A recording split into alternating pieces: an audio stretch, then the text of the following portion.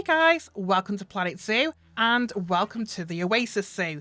Today I'm going to do a deep dive into this little zoo that I built and explain a little bit about how I pulled this together and whatnot. So thanks to the incredible generosity of the Frontier team, I managed to get hold of the new Africa pack a little earlier than the public release, and with that time I was able to pull all of this together for the release day. I wanted to build a zoo that shows off just how incredible the new scenery pieces are, and for that I thought making a little oasis in the African desert would be perfect for this, so that's what I did. The original concept, as in the shape of the oasis, when I was working out the landscape for this, I had the oasis pooling here like it does, but then I had little streams filtering out that stretched across the whole of the map to the boundaries of the park. And I sat and looked at that for a while and realised that it just doesn't look authentic. For an actual natural spring oasis, you need this very distinctive shape that I've got here. And obviously with the little island in the middle, just to give it that bit of an edge. A good thing about making this shape too is that it limited how extensive the build could get. I have a big problem in that I'm usually way too overambitious about what I'm going to build and how long it's going to take me to build it. I always spend too long on things and unnecessarily complicate them as well.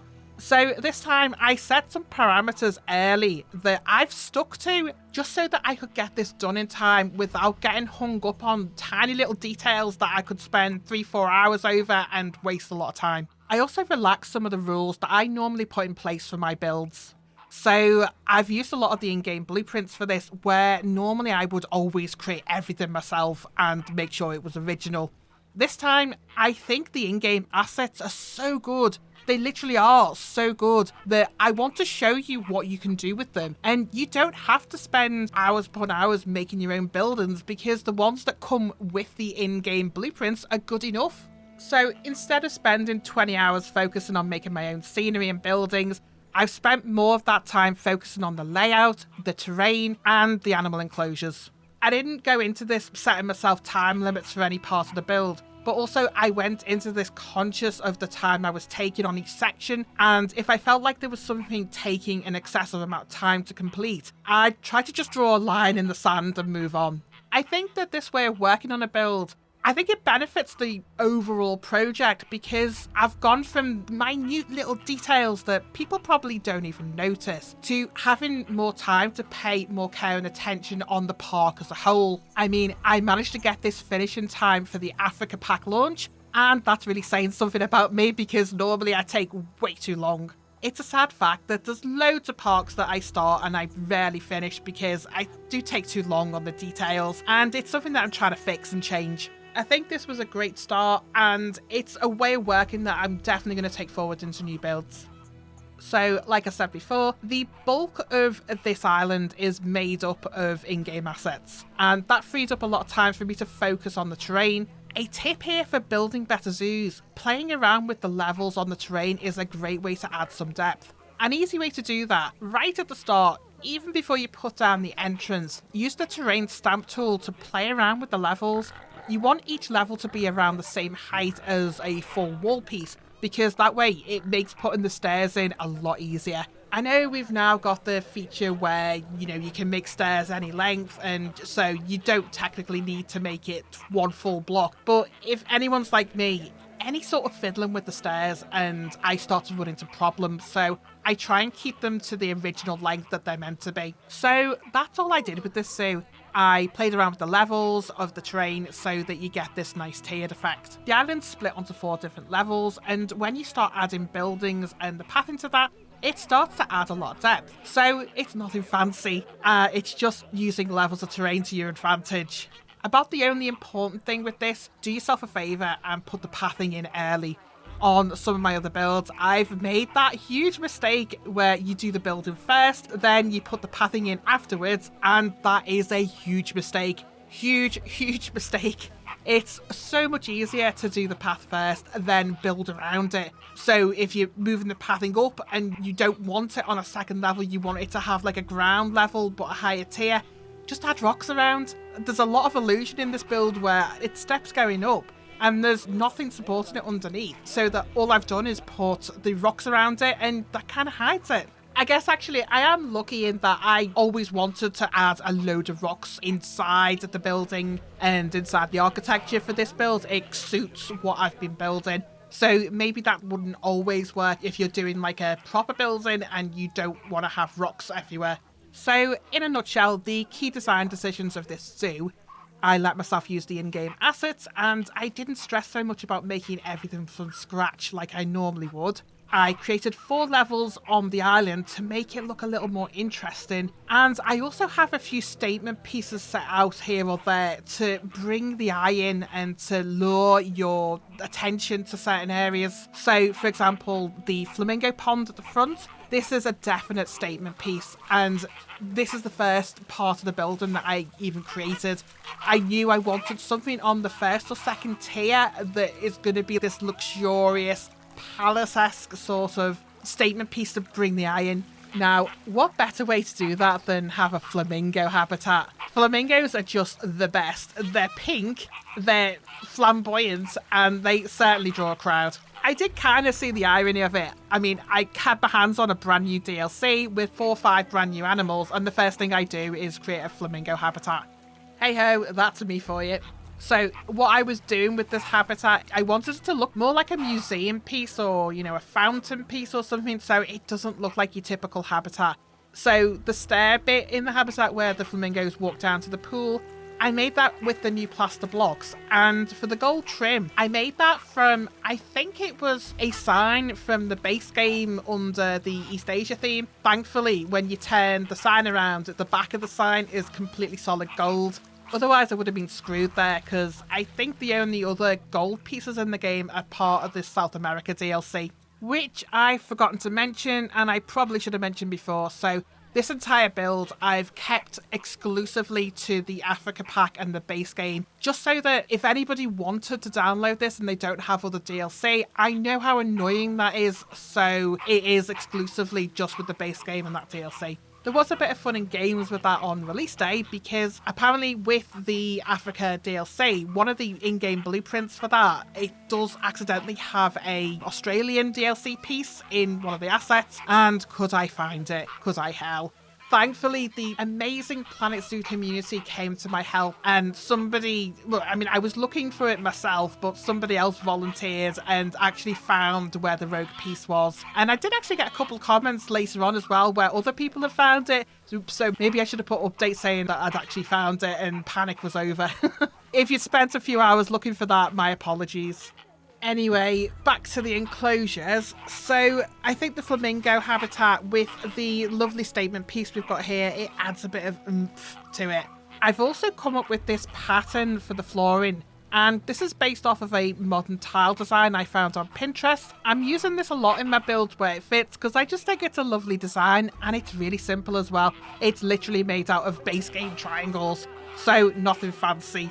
The back of the enclosure here, this is about the fanciest piece of building in this park. This is where I've built the parallel stairs. Now, this was deliberately put in to make that statement piece, and I think how it's turned out, it looks pretty good the way the stairs curve up this way, then you go up the second level and they curve up the other way. I had a few attempts to get that right. The second set of stairs, I managed to squeeze a fountain into the anti-space here that it created, and I probably went a bit overboard on the mosaic tiling here, but I think with this DLC, you absolutely can go completely overboard with mosaic tiling. Something really great about the mosaic tiling is that you can change every colour, so you could even have some of the colours that be the same colour, so you're not going completely crazy with the colour scheme there. That's the really great thing about this, is the level of customisation in this pack is just amazing.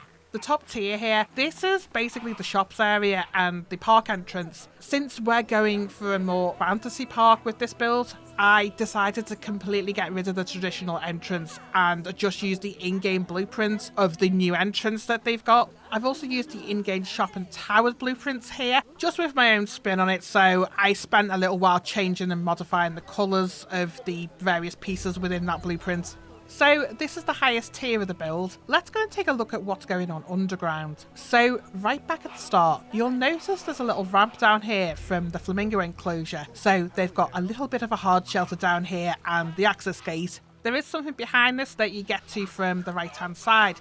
So it's a little secret staff only section. Down here I've got some staff rooms. So I've got a vet, a keeper hut, a staff break room and the trade centre. The decor down here is super plain, and that's basically because it's a staff area. Nobody cares about fancy tiling in the staff area. This was just a nice little tucked away area to keep the staff facilities. The underground section of the actual zoo actually sits on the first level. So we take the path that snakes around here, and this gives guests a great view of the architecture here. And that brings you into the small animal exhibits. I've set this up with 5 exhibits showcasing the 5 African small exhibits that we have in the game. Of course, this includes the new Scarab Beetle right at the end here. The other species that we've got in here, I'll admit, I've probably neglected the small animal exhibits a little bit too much with me playing this game. So I've never really looked at these too much before, and I discovered the giant land snail and can't believe how brilliant this is. Just look at it, it's like stuck to the window and you see the underside of it. That's freaking amazing. There is another entrance to the exhibits and you get to that from the other side of the stairs. So when you're back at the stairs here, you can choose to either go left or right and it brings you out to the same place. However, on this side, I've also tucked away a toilet back here, and this is also where I put the Fennec Fox. But before we take a peek in there, it's worth bearing in mind with this zoo. Really, I created this to show off the potential of the new pieces, so it's not exactly great for zoo realism. And basically, I've had to turn off all animal welfare needs because every single one of these exhibits, the animals would be complaining about everything if I turned it on. So don't look at these exhibits as something that you could replicate in your own zoos, I guess, because they need to be a lot bigger, they need more space, need to play around with the terrain and all that malarkey. But then again, I think this looks great as a little example of what you could do. So inside here we go, little Fennec Foxes doing their Fennec Foxy things. And so for this exhibit, I've gone quite heavy on the mosaic walls. Inside, we have this little play area, then sleeping quarters up at the back, and I added a partially glass ceiling in here to let in a little light. They also have some mesh screening up at the back here, which lets in the light and allows ventilation and air from outside. You know, it's funny, even when I'm doing a build that's not meant to be real, I still can't help myself adding elements of realism into these builds. I think the main thing with this is I do like what I've started to create here for this habitat, so I would definitely like to elaborate on this in a real build at some point. Make something that looks like this but does cater to all their welfare needs. Anyway, that's totally future projects, so let's move on with the deep dive. So next to the Fennec Foxes, here I've put in the African Penguin exhibit. Again, using a lot of the mosaic pieces here. This time making use of the lovely mosaic penguin sign. I think the mosaic penguin sign is quite difficult to use in a lot of your builds because it's kind of the African penguin is from a totally different region of Africa than where you're going to get the sort of mosaic architecture. But if you play around with it a little bit, you can kind of make it work in something that looks like this, basically. Anyway, within the habitat, I created this little glass sunshade to give them a bit more shaded space where the sleeping beds are kept. And they also get a bit of shade here right at the back with the overhanging rocks back next to the Fennec Fox exhibit. Now, I did make an underwater viewing area as part of the penguin exhibit, but something screwed up with this and it's not working properly. I mean, the penguins haven't dived at all in this exhibit, and it's probably because I've not given them enough deep water room or something like that. So we'll take a quick look at the wall here. Yeah, there it is. But don't linger on it because it doesn't work. I know overall, yes, this is probably a bit small again, but I do I like how it looks and would love to make a bigger enclosure based on what this is looking like at some point. Right, up next, I want to show you the big enclosure I made for the giraffes and the ostriches. The path around the enclosure is actually up on the 4th level of the zoo, and down here you just get a view through the big window here. I love how the big window is making that amazing shadow in the sun across the path. Sometimes this game is just so darn pretty. Now, the wall of this enclosure, I've made use of the new mesh fence in here, and it works really well. This is exactly what I've always wanted to put in my zoos. The mesh paneling is a huge new addition to the game. What else have we got here? We have the path running all the way around the top, so those on the top tier path get to look at the giraffes from this point. And I also gave these guys their own sunshade at the back here, and I made that using the new column to make a sort of glass umbrella. It's a bit weird, I'll admit, it's a bit weird, but I think it does have a certain charm to it. So that's our giraffe/ostrich house. Now, at the back of the penguin exhibit, this is where I've transitioned into a more central and southern style of African architecture. So I've moved away a little bit from the mosaics. We've gone more for traditional Casbah type mud wall, plaster wall type feeling. Again, like I said before, this is all created mostly with in-game blueprints. And that was a conscious decision just to show you guys what you can achieve with the in-game assets. So I've got a ramp going down here, so we've gone from being up to the highest tier so that we're walking our way back down to the lowest tier. Down here we have that the penguin underwater viewing that we won't talk about. Then we have a toilet back here. I've also got some more staff facilities, so another vet clinic down here. Now across here is another little food vending area. So a nice place for me to add those new picnic benches and the matching sunshades here. And this takes us into the next area of animal habitats. So the monkeys on the left and the Southern White Rhino and the zebras are on the right. It is worth bearing in mind again, particularly with the monkey exhibits here. These are critically undersized, and my monkeys would be having a really bad time if we had the animal welfare on here. I put this monkey section in to show you what can be done with these new mesh pieces. This allows you to build in completely boxed in habitats like this. So before we had this mesh, I was using the metal railing usually to try and achieve something that looked like this, but it never looked right. It really never looked right. So this is such a huge improvement. Just make sure when you build enclosures like this, you make it big enough that your poor monkeys aren't going to suffer like these ones are. So yeah, opposite side of the monkey enclosures, I've got the white rhinos here, and they've taken up residence with some zebras, just to add a splash of colour here. Actually, no, sorry, so to add monochrome colour here, because of course, you know, zebras are black and white. How can they add colour? In all seriousness, I couldn't think of anything good or different to do with the Southern White Rhino habitat. Maybe I was just losing steam at this point, so yeah, this is a bit bland and boring compared to some of the other habitats that I've got further up. And yeah, that's kind of similar to what I've got with the Meerkat habitat down here. So this is the lowest tier of the Oasis Island, and this is where I set up the Meerkat habitat, making use of those mesh fences and the columns again. But I'll be honest, I'm definitely not happy with this habitat at all. In fact, I just wish I could just completely scrap this one. I think I just kind of ran out of time with the build when I got to this point. So I had to draw a line and could just call it done at this point. And I think that's okay. Sometimes when you're working on a huge project like this and you have a deadline for it, you've just got to draw a line at some point and say, right, enough work on that. Go and concentrate on something else so that you can get this completed. So that's what I did. This is definitely not up to my usual standard. At some point, I will make a really super cool Meerkat habitat just to make up for this terrible one.